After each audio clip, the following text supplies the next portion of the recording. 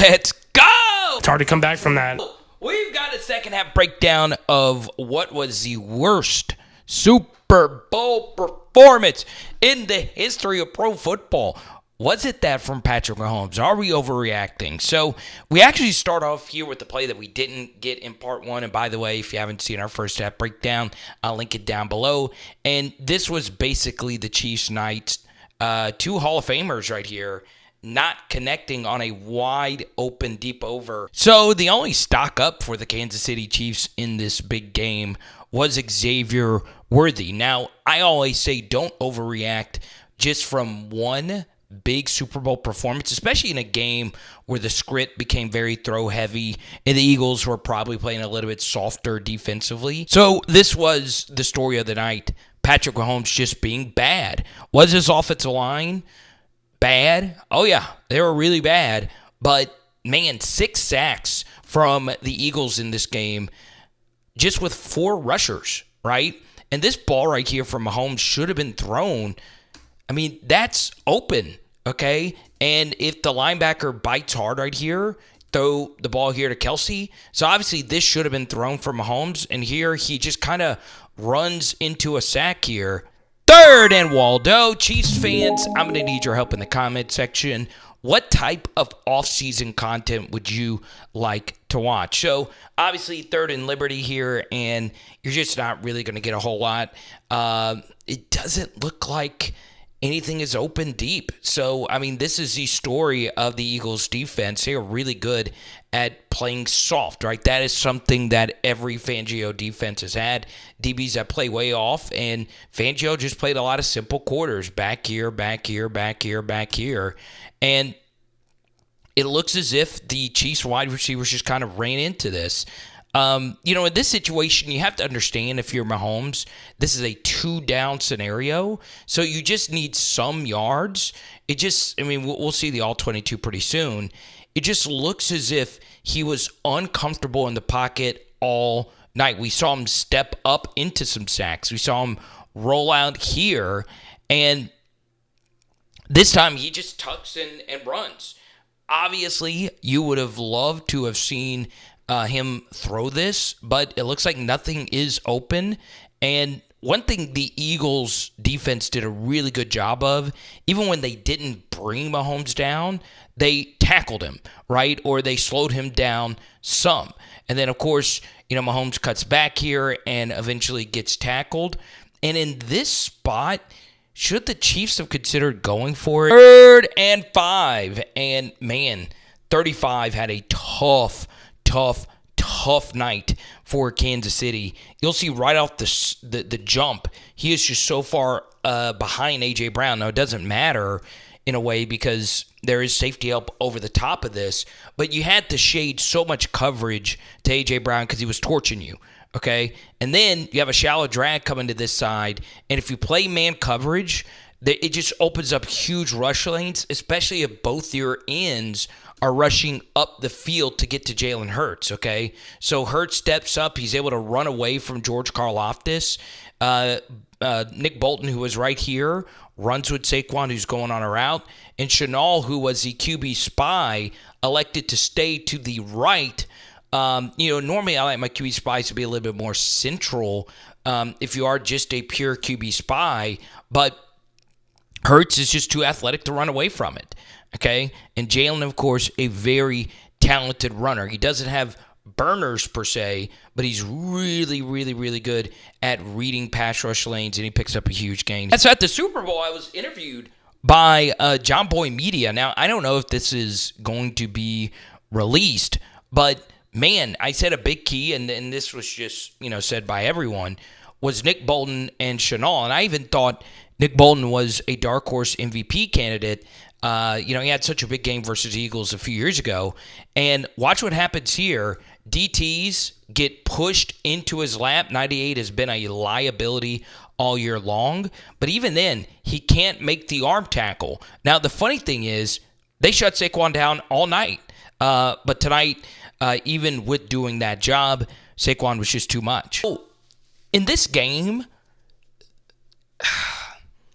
Chris Jones is just so much more effective when you're playing a pocket QB. because there's just more you could do as a pass rusher. The problem with Jones in a game like this, and just in general with the Chiefs rush, is that it can get a little too far upfield.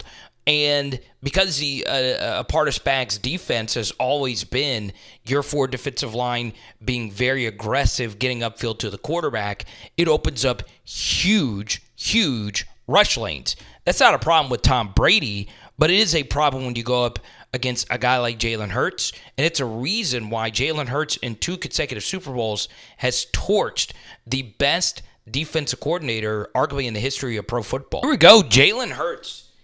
Goodness, I honestly have never been more wrong about any Super Bowl. There was a piece of me thinking that Jalen Hurts going up against Spags for a second time would be a problem. The issue is a lot of Jalen Hurts' strengths go really well against that of a Spagnuolo defense, right? And the Eagles just have so much talent that a lot of the things that Spags does just doesn't work.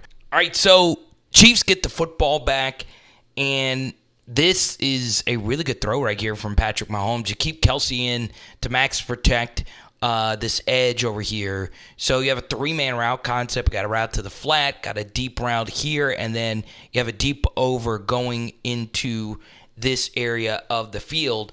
Mahomes rolls out to the right side and eventually makes this throw to DeAndre Hopkins with a little bit of pressure right in his face. All right, 3rd and 12, and it is amazing Andy Reid decided to run this play. So we saw it earlier this year, I believe, against the Saints. You had Travis Kelce right here, and Kelce actually has an option to throw this football to Samaje Perine, as there are 3 vertical routes attached to this.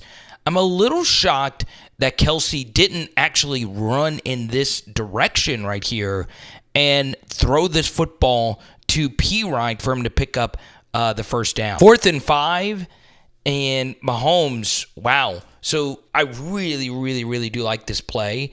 Eagles elect to stay in quarters, right? So even though it's, 4th down where you normally want your defense playing aggressive, Fangio is saying, look, we're going to sit back and force him to play underneath us. And you'll see if Mahomes throws this football to Justin Watson, this is a first down. But instead, he throws this football over here to DeAndre Hopkins, and even though Mahomes throws with a lot of anticipation here, the ball location isn't the best. He was probably thinking that this underneath defender was running with Watson, so he throws his football right here, and Maddox makes the play. Okay, another thing that's a little bit interesting, there's so many throws that Mahomes makes to, players with a lot of anticipation, and really is a really fun thing to watch. But this Eagles defense has so much speed underneath it, right? Obviously, Darius Big Play Slay at this stage in his career isn't really anything special, but it's really the second level of the defense that's so fast, right? Maddox is fast. Burks can run. Bond can flat out run. So these windows become tighter right on these outs. You have some guys that can get out of here and make these types of plays, and Maddox does that. Now we get to the deep touchdown to Devonta Smith. You get a play action fake right here from Jalen Hurts. Obviously, the Chiefs decided to sell out to stop Saquon Barkley. Look at all this gravity this play action fake causes right here. 3 Chiefs linebackers pretty much right here on the line of scrimmage. And guess what? Dallas Goedert draws that safety. It's just a straight vertical route from Devonta Smith, and we'll show you the other angle. So this is off the snap. It is just a simple inside release. 35, who missed the first part of the season but came back for playoffs, had about as bad of a game as you could have, as was the case for a lot of the Chiefs secondary. They really struggled during the postseason. It really had been Six Cook, the safety, who had been playing poorly. He always does a good job getting back into the play, but it was a little too late as Smith scored. All right, we get to Mahomes' magic here. Steps up into the pocket, and once again, the Eagles deciding to rush with 4, playing basic quarters and just soft coverage behind it. You do lose your feet versus Patrick Mahomes, who will always make you pay. And you'll see Mahomes right here step up, and now he's running. And guess what? You have guys coming to tackle him, and then at the last second, he flips this ball to Travis Kelce. Some pretty good stuff right there. To put it right on the money, too. Man, this is just downright nasty defense from the Kansas City Chiefs. All right, we get to me, the definition of what this game was. The Chiefs having to play explosive game football when they're a methodical offense. Look, there's nobody open. Okay, you're running two vertical routes right here with your two fastest receivers. And if the Eagles are playing a lot of quarters, man match, cover 6 stuff, or you're playing zone over here and man-to-man over here, when they're this far back, two verticals are just that much easier to guard, right?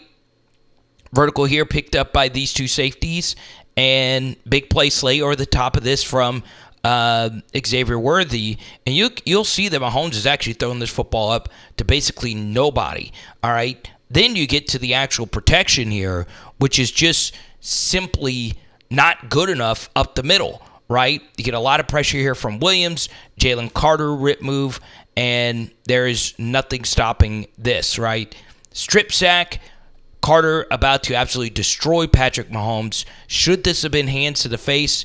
Sure, okay? But they didn't call it, and it is a sack, fumble, whatever. So let's break down these last couple of plays. You get a draw right here from Samaje Perine for a first down. You know, the Chiefs game script was just weird. Right? You start the game off with, 5, 6, 7 passes, no runs, and that just gives absolutely positively no faith to your offensive line.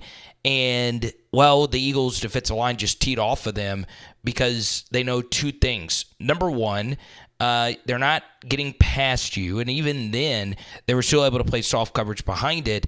And number two, they just trusted their defensive line to go out there and win this game. This time, an edge drops back into coverage on the simulated pressure.